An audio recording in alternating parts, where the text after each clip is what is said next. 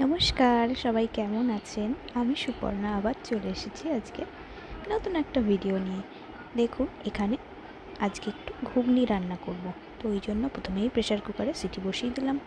আর আজকে মশলাগুলোকে এইভাবে সব একবারে মিক্সিতে পেস্ট করে নেব।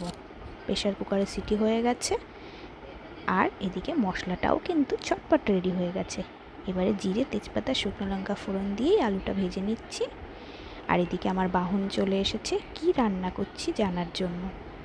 তো এখানে মশলা কষানো এইভাবে রেডি করে নিচ্ছি। এরপরে সেদ্ধ করে রাখা মটরগুলো এর মধ্যে দিয়ে দিলেই ব্যাস ঘুগনি কিন্তু একদম চটপট রেডি। টেস্ট করার জন্য কিন্তু শেফ ওয়েট করছে, তো শেফকে টেস্ট করিয়ে জেনে নেব কেমন হয়েছে আজকের ঘুগনিটা। ভিডিওটা ভালো লাগলে লাইক, কমেন্ট, শেয়ার করতে ভুলবেন না কিন্তু। Thank you.